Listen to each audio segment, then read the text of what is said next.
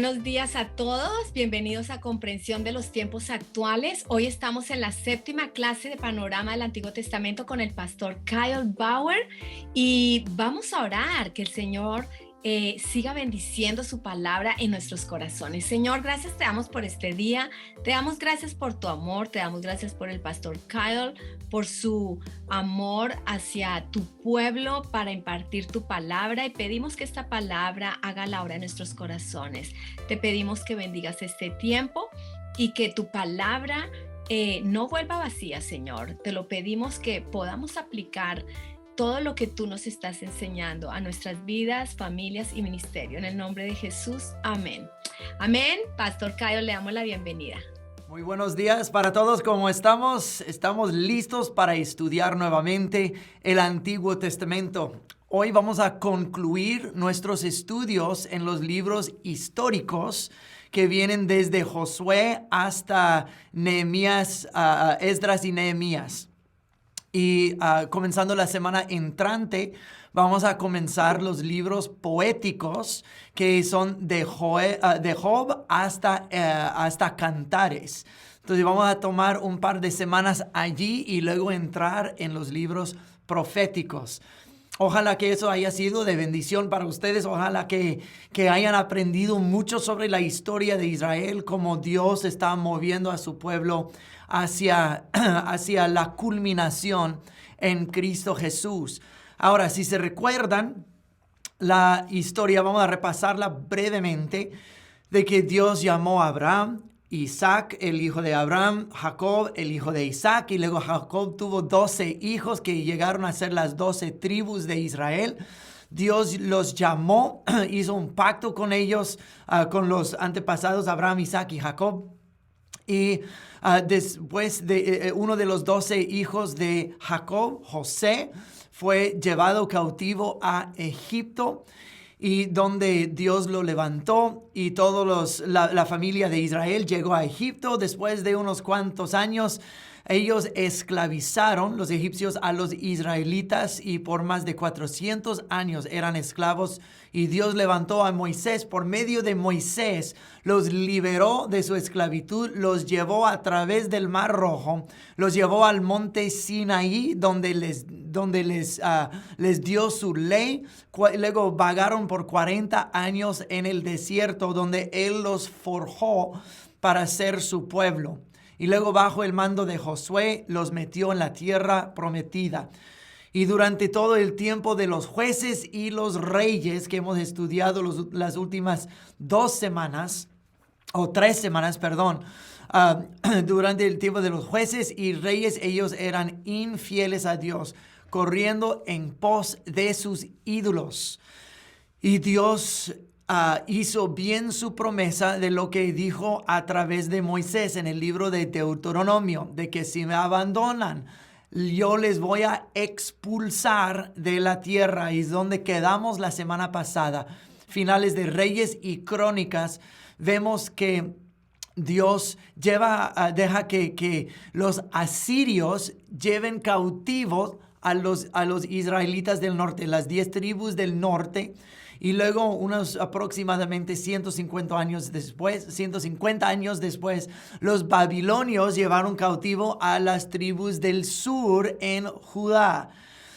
De allí ya no escuchamos más de las tribus del norte, y todo el enfoque es acerca del remanente en Babilonia.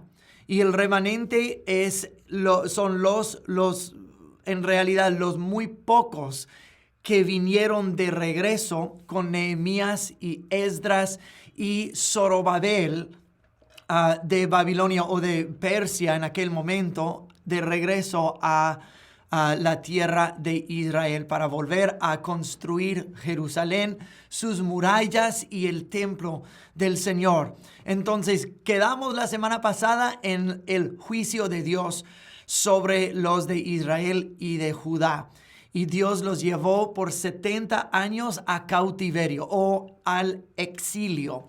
Y ahora la historia sigue de allí. Después de sus 70 años en cautiverio, durante el cual nosotros vemos el ministerio del profeta Daniel. Vamos a mirar un poquito de él ahora, más de él más adelante. Pero Dios levantó a varias personas para regresar al remanente de su cautiverio, para volver a poblar Israel. Pero no eran millones que regresaron. Eran unos cuantos miles, tal vez unos 40 a 50 mil personas que regresaron de su cautiverio. Por eso se les dice un remanente, porque no fueron todos que fueron a Babilonia.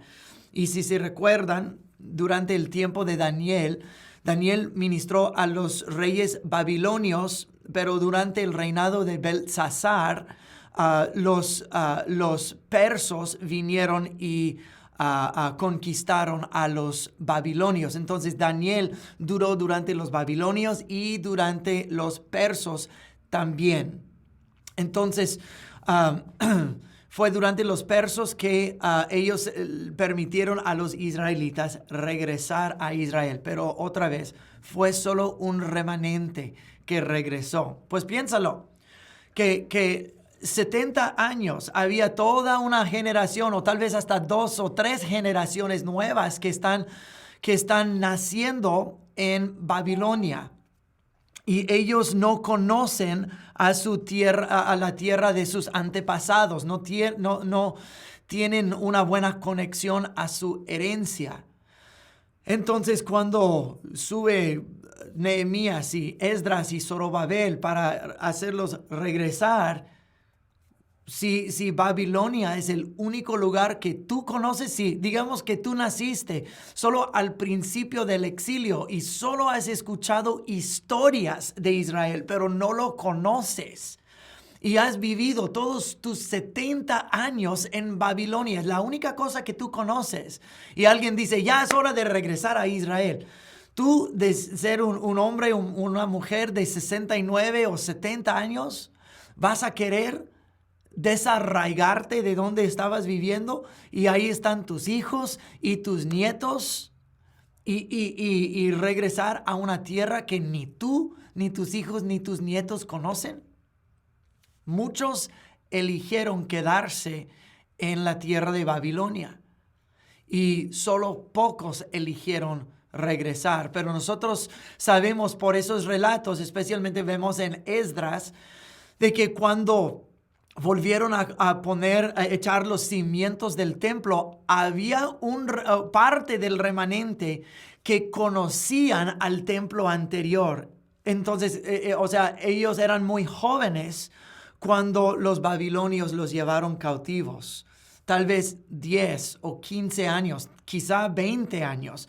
Y ya habrán sido hombres y mujeres de 75, 80, 85, 90 años regresando a la tierra que les vio nacer. Pero la mayoría de los que estaban en Babilonia no conocían a Israel, por eso eligieron quedarse muchos, y solo había un pocos que regresaron a la tierra de Israel. Pero hablemos de Esdras y Nehemías. Cronológicamente, Esther viene antes de Esdras y Nehemías. Pero vamos a estudiar Esdras y Nehemías primero y luego vamos a regresar a Esther. Originalmente, Esdras y Nehemías eran un solo libro.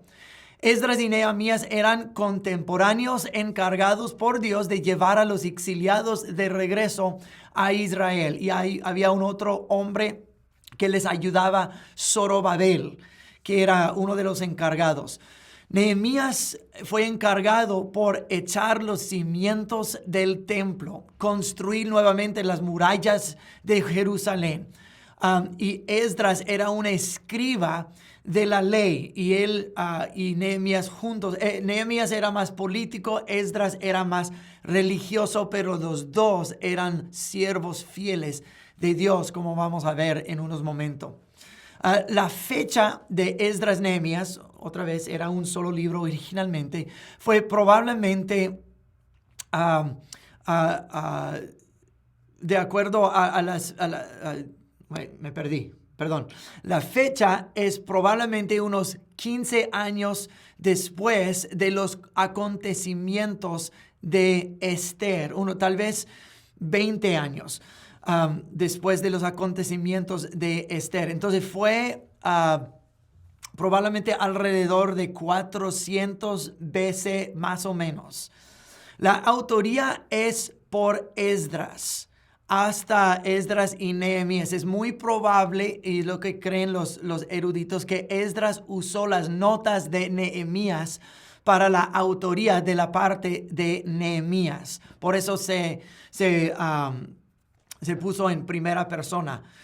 Entonces es probable que Esdras, siendo un escriba, escribió el libro Esdras y Nehemías otra vez, que eran un solo libro originalmente. El propósito del libro es para instruir a los judíos post-exílicos que estaban regresando de Babilonia y Persia en el estilo de vida que Dios requiere de su pueblo, ser un pueblo separados para Él.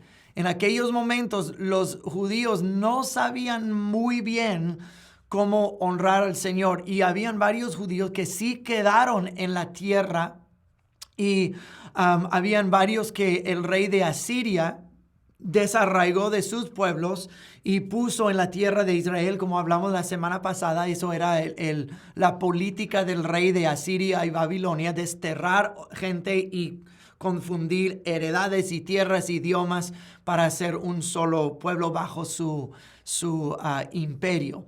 Entonces hay gente habitando la tierra de Israel en ese momento.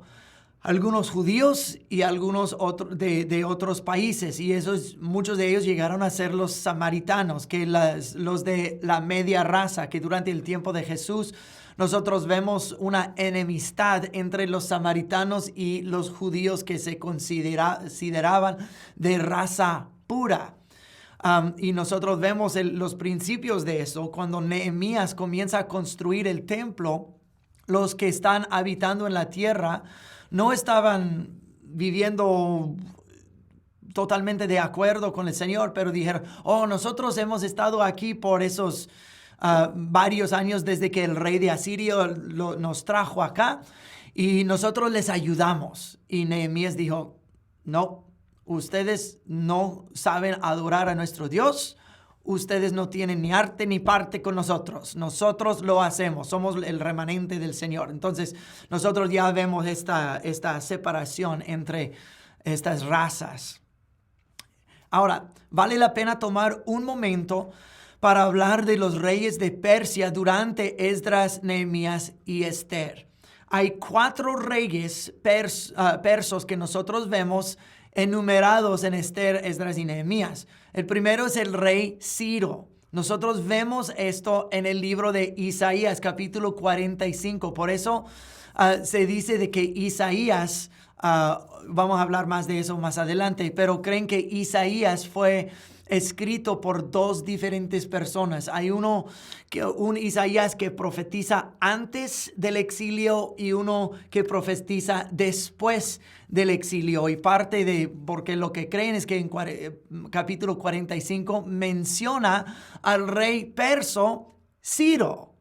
Entonces, Isaías, el profeta que conocemos en la Biblia, actualmente profetizaba durante el reinado de Ezequías y Usías, que eran mucho antes del exilio. Entonces, creen que habían diferentes autores para Isaías, pero se menciona el rey Ciro.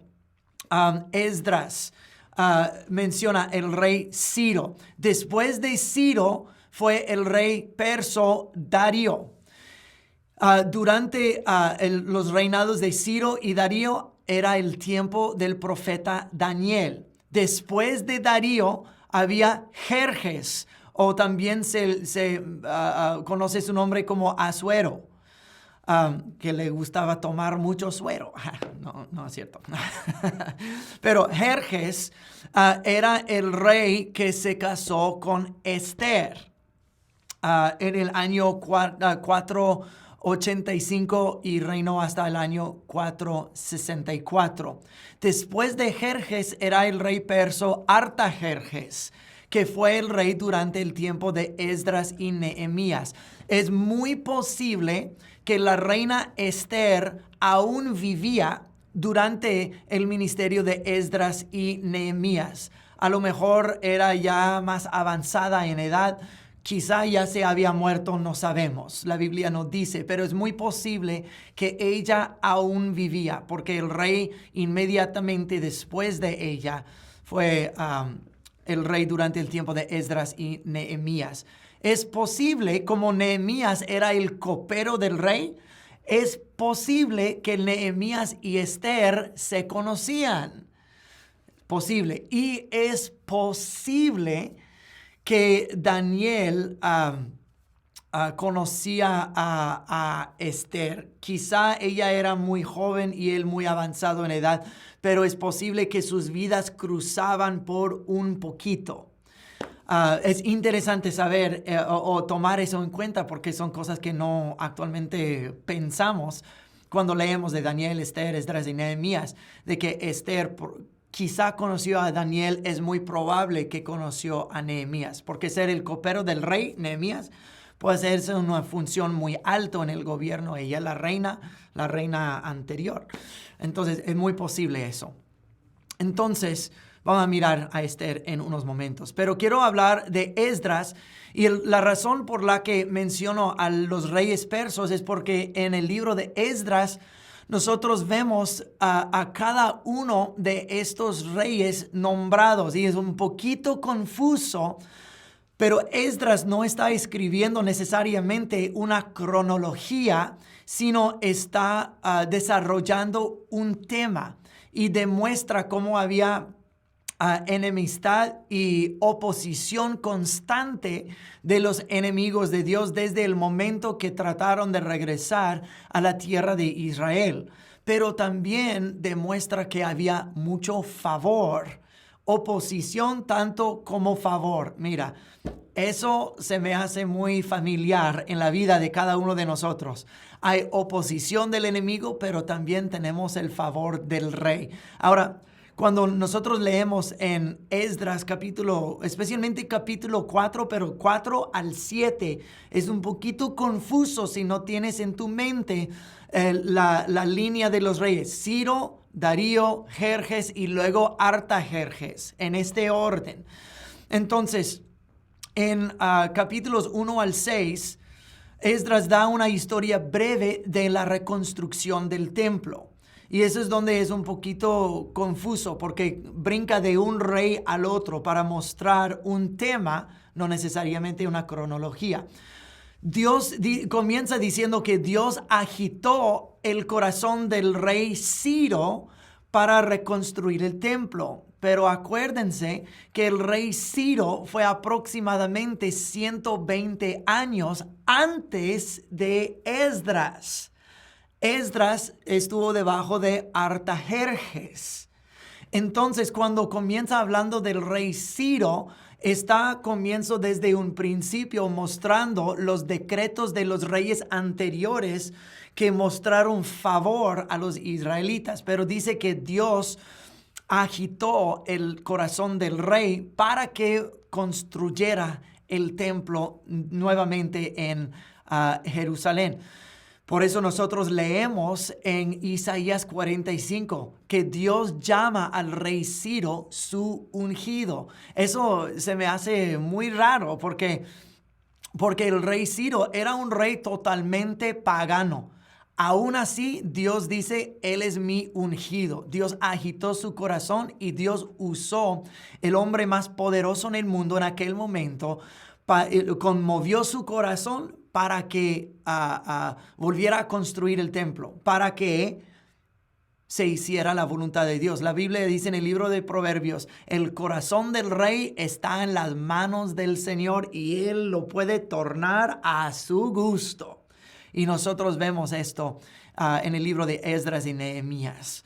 Entonces, durante el rey Ciro, acuérdense, Ciro y Darío eran durante el tiempo de Daniel. Entonces, Esdras comienza diciendo que Dios conmovió el corazón del rey Ciro para hacer su voluntad.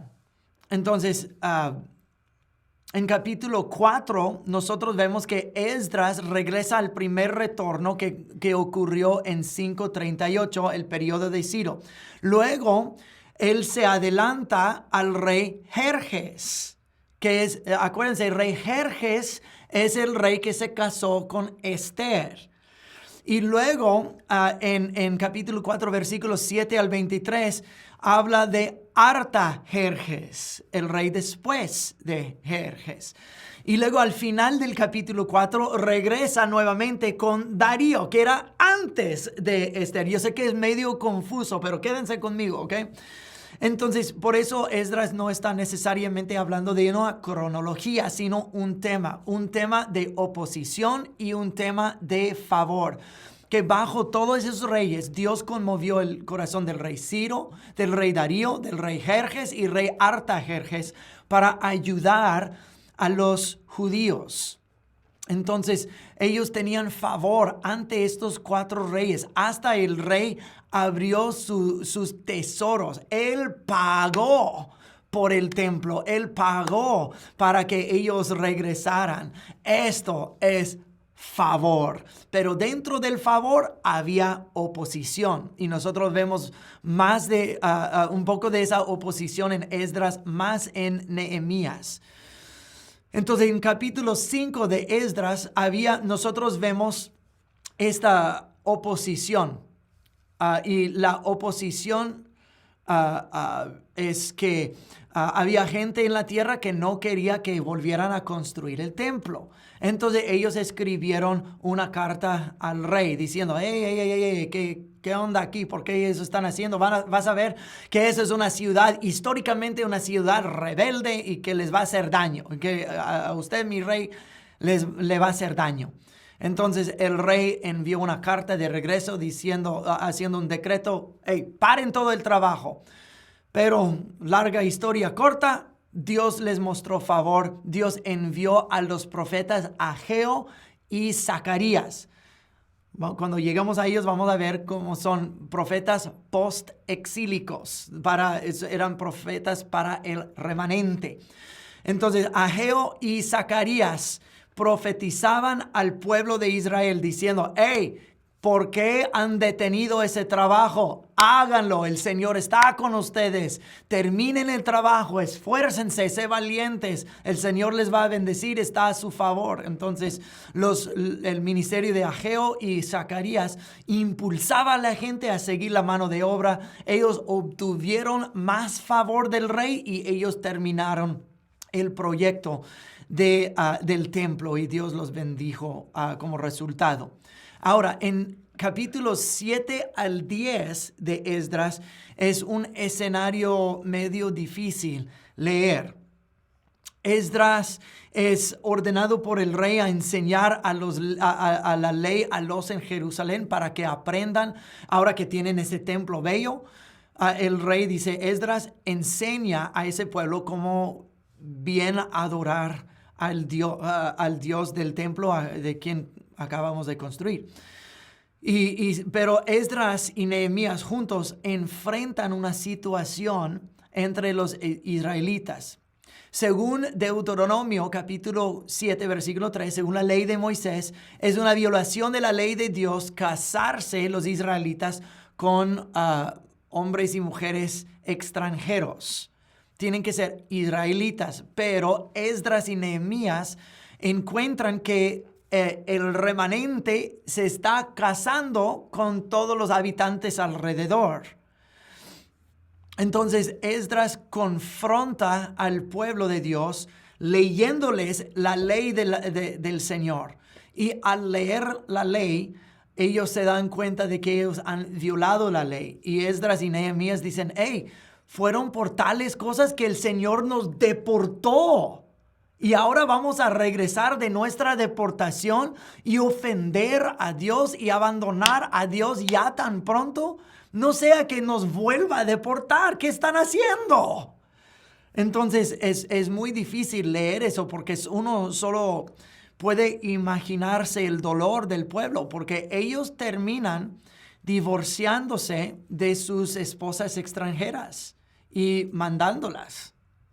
Es difícil porque imagínate, tú te casas, tienes hijos y pues es un yugo desigual y luego a fuerzas están diciendo, hey, tienen que apartar de su familia para mantener la ley del Señor y vivir en pureza delante de Él.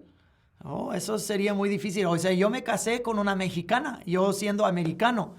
Imagínate si el gobierno un día toca mi puerta y dice, miren, los matrimonios entre los latinos y los americanos son prohibidos y tienes que apartarte de tu familia. ¡Ay, qué dolor!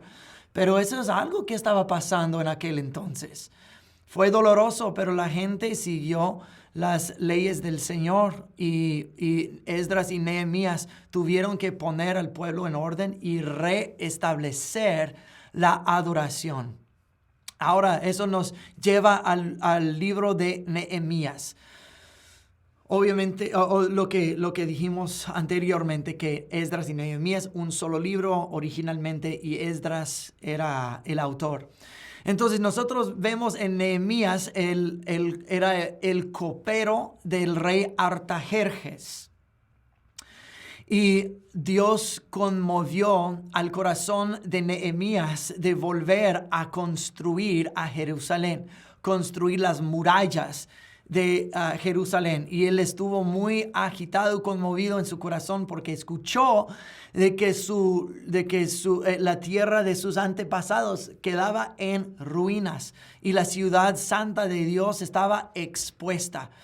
Entonces él hizo una petición delante del rey y el rey le mostró un favor divino, un favor milagroso. Dijo, sí, y no solo te voy a enviar a que hagas esta obra, te voy a enviar contigo mis soldados para protegerte, voy a enviar cartas y decretos de parte mío y te voy a dar de mi propio tesoro para que tengas con qué construir el templo y puedes llevar lo que el rey de Babilonia robó del templo. ¡Wow! Eso es increíble. Entonces Nehemías emprende a hacer ese trabajo, llega a Israel e inspecciona las murallas de Jerusalén y comienza el arduo trabajo de reconstruirlos. Pero hay 3 hombres que intentan impedirlo: Sanbalot, Tobías y Gesem el árabe. Intentan detenerlo y tratan de hacerlo por de maneras políticas, por maneras de intimidación y burla, por fuerza. Tratan de asesinar a Nehemías. Dice que le enviaron cartas, hey, pues ven con nosotros a una reunión, queremos hablar contigo acerca del asunto, pero intentaban matarlo. Pero Nehemías olió la trampa y dijo, no, ¿por qué voy a desistir esa gran obra, esa gran labor que estoy haciendo para ir a hablar con ustedes? Entonces, por maneras de política, maneras de burla, intimidación, trataban de impedir el trabajo por atacarlos. Entonces, los que estaban construyendo el muro, una espada en una mano y un ladrillo en el otro, y estaban guardando, vigilando mientras construían. Pero a pesar de toda la oposición que ellos tenían de Sanbalot y Tobías y Gesem, ellos realizaron la obra en 52 días. Increíble. Y los hicieron trabajar en grupos, por familias, en secciones, y en 52 días construyeron nuevamente las murallas de Jerusalén. Y algunos de esos cimientos y partes de la muralla de Nehemías todavía se puede ver hasta el día de hoy en Israel. Entonces, eso abarca la mitad del libro de Nehemías. Hay unas genealogías largas en el libro de Nehemías, pero también nosotros vemos el estado espiritual del pueblo durante el tiempo de Esdras y Nehemías. Ellos ponen todo en orden, como dijimos, Esdras y Nehemías y Zorobabel. Y luego Nehemías regresa a Persia. Después de un tiempo, regresa de regreso a Persia para servir delante del rey otra vez por un tiempo no determinado. Nosotros no sabemos cuánto tiempo se quedó en Persia. Pero sabemos que Nehemías luego regresó a la tierra de Israel y regresó a Jerusalén y todo estaba fuera de orden otra vez, espiritualmente desordenados. Entra Esdras y Nehemías para poner todo en orden. Ellos no diezmaban a los sacerdotes como especifica la ley de Moisés. Ellos hacían comercio los sábados en violación de la ley de Moisés. Y ellos se casaban con extranjeras en contra de la ley de Moisés. Entonces Nehemías vuelve a poner todo en orden. Nehemías, Esdras y Zorobabel, el sumo sacerdote Josué, los profetas Ageo y Zacarías, enseñan al pueblo cómo adorar al Señor y cómo vivir como el pueblo del Señor apartado para Él. Entonces, después de los profetas Ageo y Zacarías y Malaquías, ya se cierra el Antiguo Testamento. Ya no escuchamos más del Señor por 400 años. El siguiente profeta es Juan el Bautista en el libro de Mateo, comenzando el Nuevo Testamento y el ministerio de Cristo Jesús. Pero solo porque Ageo, Zacarías y Malaquías son los últimos de los profetas del Antiguo Testamento, no significa que nada estaba sucediendo durante estos 400 años. Había muchísimo que pasó y vamos a concluir esto al final de los profetas menores y les voy a dar un poquito de historia de lo que sucedió en los 400 años entre Malaquías y Juan el Bautista, pero hoy no. Entonces tienen que esperar un pequeño comercial para el final de esta clase. Ahora vamos a saltar al libro de Esther. Si se recuerdan, en la cronología, Esther viene antes de Esdras y Nehemías y se casa con el rey Jerjes, también conocido por el rey Asuero. No se sabe la autoría de Esther. La tradición judía dice que tal vez es Mardoqueo o Esdras. Lo mejor que podemos decir es que fue escrito por un judío, pero no se sabe quién. La fecha de autoría es entre 450 BC o hasta 400, dentro de esos 50 años, que es muy, muy cerca de los eventos actuales de Esther. Es muy interesante saber algo acerca del rey Jerjes y Esther. En el año 480, el imperio persa peleó en contra del imperio de Grecia. Era la batalla de Termápule, que sucedió en Grecia, que los persas llegaron hasta Grecia para conquistarlo. Y eso es la batalla famosa de los 300 guerreros que opusieron al ejército inmenso del rey Jerjes.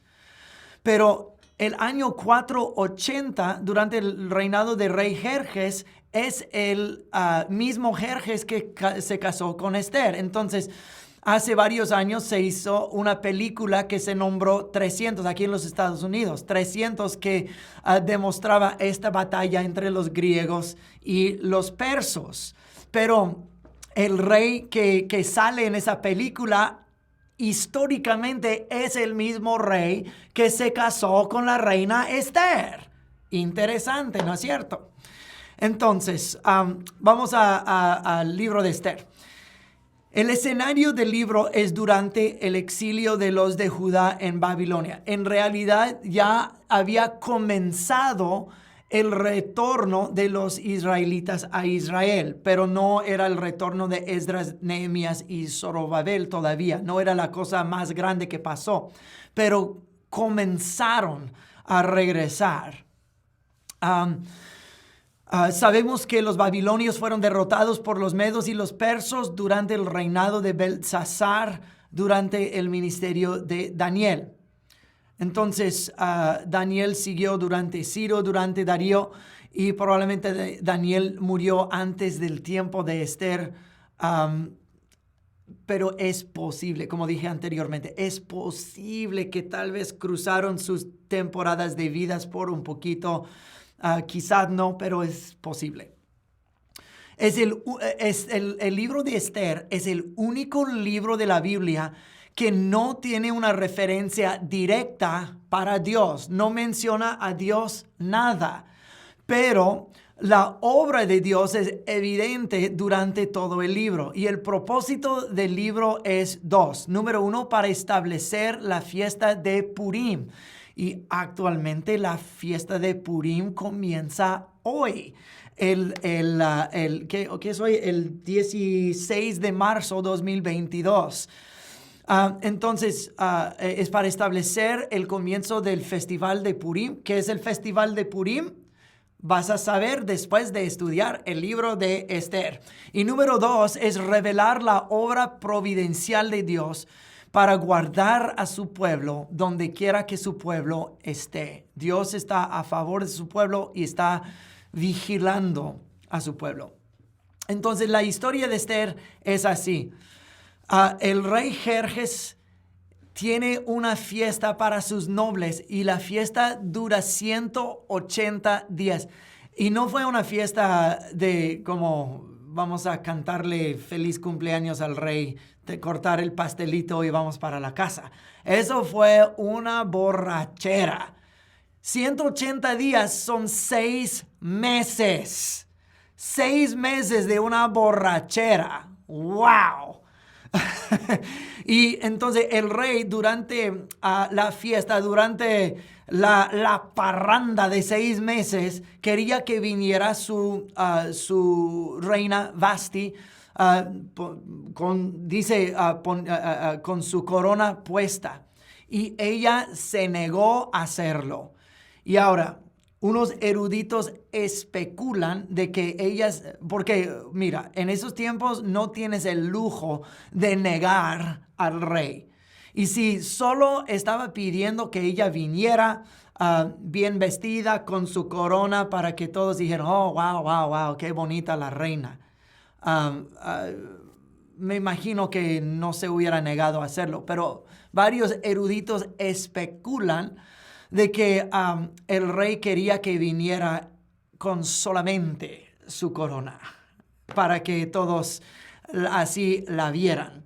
Y eso tiene sentido en porque ella se habría negado en hacerlo. Porque cuando estás hablando de un rey que todos consideran un dios, no le dices que no. Pero obviamente la reina Vasti tuvo una buena razón en decirle que no. Entonces, eso es lo que es la especulación.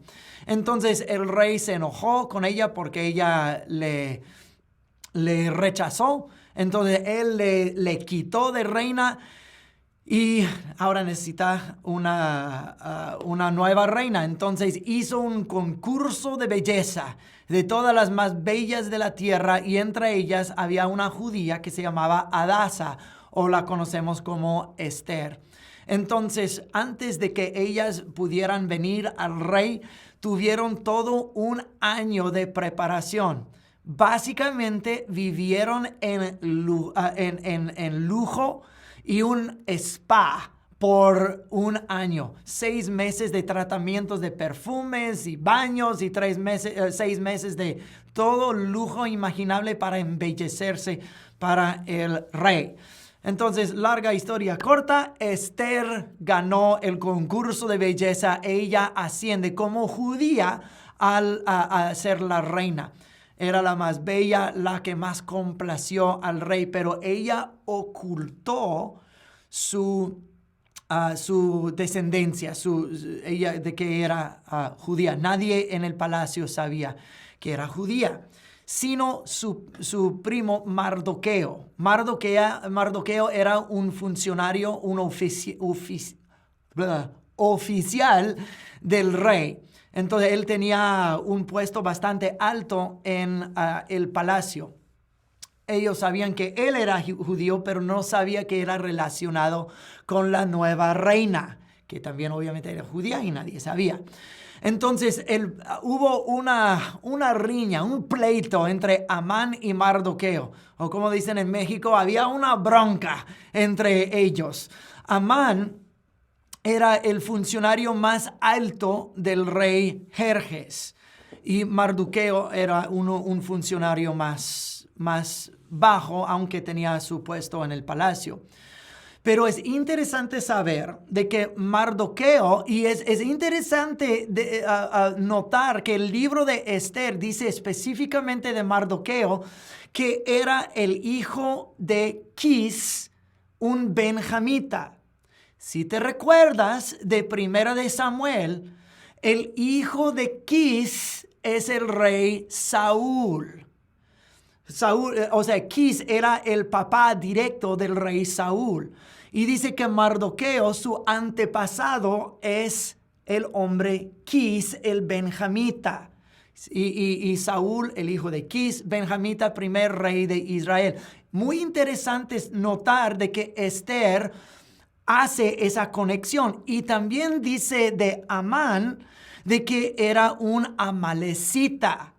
¿Por qué toma medidas el autor del libro de Esther para mencionar que Mardoqueo es hijo de Quis, descendiente de la casa del rey Saúl, y Amán es descendiente de los amalecitas? Porque durante el reino de Saúl, Saúl indebidamente intentó, disculpa, eso no es indebidamente, de acuerdo a la palabra de Dios, perdón, me equivoqué. De acuerdo a la palabra de Dios, destruyó a los amalecitas. Saúl lo hizo. Ahora nosotros vemos unos cuantos cientos de años después de que un descendiente de los amalecitas y un descendiente de la casa de Saúl ahora están en contra. Interesante. Y tal vez Amán y Mardoqueo, tal vez ellos tenían esto en su mente. Quizás eso es porque Amán odiaba tanto a los judíos, porque él sabía lo que hasta la casa de Mardoqueo hizo a sus antepasados. Entonces Amán era bien soberbio. Su puesto delante del rey, siendo el funcionario más alto, se le subió a la cabeza. Y él quería que todo el mundo se postrara delante de él, y todos lo hacían, menos Mardoqueo. Mardoqueo, no, malecita, no me postro, solo delante de Dios me postro. Entonces él rehusaba postrarse ante Amán. Amán se enojaba y pidió al rey destruir a los judíos. Igual como el rey de reyes, Dios dijo al rey de Israel, destruye a los amalecitas. Ahora el amalecita pide al rey destruir a los judíos. ¿Será la venganza? Solo porque Mardoqueo rehusaba postrarse delante de Amán, pudo conseguir el derecho de matar a todos los judíos? ¿O tal vez es venganza de lo que pasó en Primera de Samuel? Entonces, él obtuvo permiso del rey para destruir a los judíos, sin saber que la esposa nueva del rey es judía. Si Amán supiera esto, tal vez lo hubiera pensado dos veces, pero él no sabía tampoco el rey Jerjes. Entonces, cuando Amán obtuvo el permiso para matar a los judíos, Mardoqueo dice a Esther, oye, a lo mejor estás puesta como reina para un tiempo, para este mero tiempo. Tienes que entrar a donde el rey y pedir por nuestras vidas. Si no, yo y mi pueblo vamos a ser matados, y no creas que te va a salvar la vida el rey. Dijo, tú también vas a morir. Y si no haces esto, Dios va a levantar salvación, se levanta, porque no dice Dios en Esther, pero dice, se levantará la salvación de otra parte. Pero Dios te trajo, obviamente sigo diciendo Dios, pero no menciono Dios en Esther, pero dice que tú ascendiste al trono para este momento. Entonces Esther comienza un ayuno y luego se presenta delante del rey. El problema con Esther presentándose delante del rey es que si alguien se presenta delante del rey sin permiso, puede ser la pena de muerte, y el rey no extienda su cetro, tú te atreves a presentarte y él no extiende tu cetro, ya moriste. Entonces ella se pone a orar y ayunar. Y luego atrevidamente se pone todo su ropaje real y se presenta delante del rey. Y hay esta tensión en el libro, si él le va a aceptar o no. Pero mira, pensemos como hombres por un momento. Tienes un concurso de belleza y eliges la mujer que más te complació, que es más bella de todo el reino, y tanto te complació que le haces tu reina, y tal vez en un mes no le llamas a presentarte delante de ti, pero la mujer más bella de todo tu imperio dice, quiero ponerme delante de ti, reycito, por favor. ¿Qué crees que el rey va a decir? Yo sé que el libro hace esa tensión, si le va a aceptar, si no. Pero mira, si yo fuera el rey y la mujer más bella de todo mi imperio dice, quiero tener audiencia con usted, mi rey. No, pues cetro todo el día. Entonces el rey es lo que hace. Le mira qué bella es, le extiende su cetro. Entonces ella hace una petición al rey. Dice, mira, lo que tú quieras, Esther, lo que tú quieres, mi reina, hasta la mitad de mi reino te doy. Entonces ella tiene, como más adelante, como vimos en Nehemías y Esdras, ella obtuvo favor delante del rey, y su petición es, mi rey, si yo te complazco, por favor, ven a un banquete que tengo para ti y para Amán solamente. ¡Wow! ¿Y qué crees? Claro que sí, mi amorcito, dijo el rey. Entonces, cuando Amán recibe la invitación, mira nomás que está voladísimo. Se lo cree. ¡Wow! Que solo yo y que solo el rey, que la reina. No, está volado. Pero vio a Mardoqueo saliendo de eso, y Mardoqueo otra vez rehúsa postrarse delante de Amán. Y Amán está enfurecido y de regreso a la casa comienza a jactarse de que tengo tantos hijos, que tengo tanto dinero, y que solo la reina me quiere a mí, al rey, solitos. Pero ese Mardoqueo le estaba airando. Entonces la esposa de Amán dice, pues construye una horca y mata a este maldito Mardoqueo. Entonces se le hace una buena sugerencia a Amán, entonces construye la gran horca con los planes de matar a Mardoqueo. Entonces antes del banquete el rey no puede dormir. Entonces para pasar el tiempo, dice que las crónicas del rey, léenme una historia básicamente, las crónicas de los sucesos del palacio, y encontró de que tiempo atrás Mardoqueo había descubierto un complot para matar la vida del rey. Y Mardoqueo los denunció y efectivamente salvó la vida del rey. Y el rey dice, oh, wow, sí me recuerdo de eso. Hicimos algo para honrar a Mardoqueo. Dice, no, rey, no hemos hecho nada. Dice, necesitamos honrarle.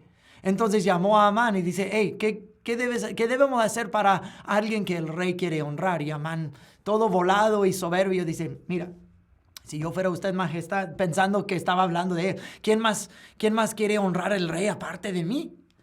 Entonces dice, ponlo en un caballo, el caballo del rey, vestido en el ropaje real, y obliga a todo el mundo de que se postren delante de esta persona.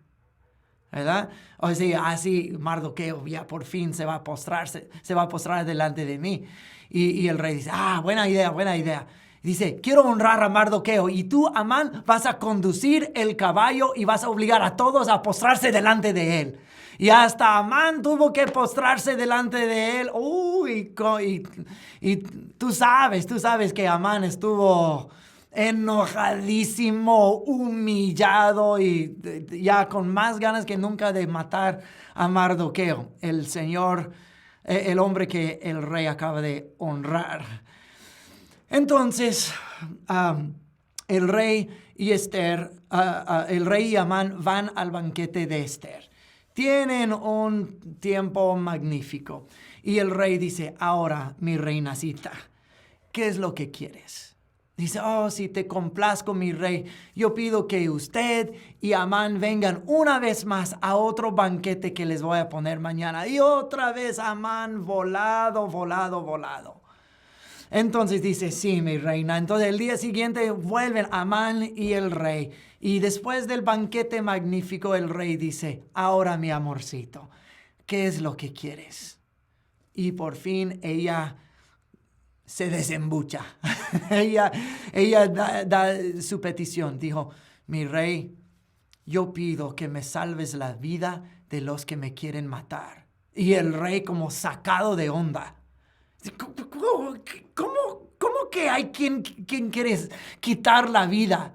¿Quién quiere matar a mi reina? Y ahora se está enojando el rey.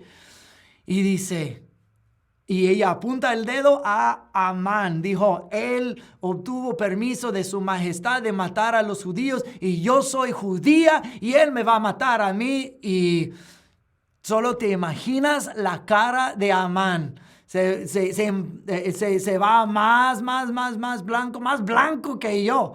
Y se puso muy pálido y el rey está enfurecidísimo y sale al jardín y luego Amán se tira sobre la reina. ¡Ay, ten misericordia, ten misericordia! Y cuando el rey vuelve a entrar, parece que Amán le está atacando a la reina.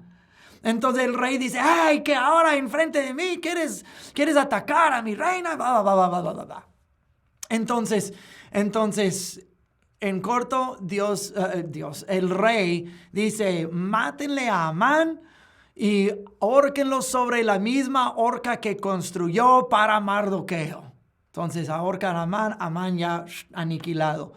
Pero el rey había hecho un decreto de que en cierto día podían matar a los judíos y robar todas sus pertenencias alrededor de todo el imperio.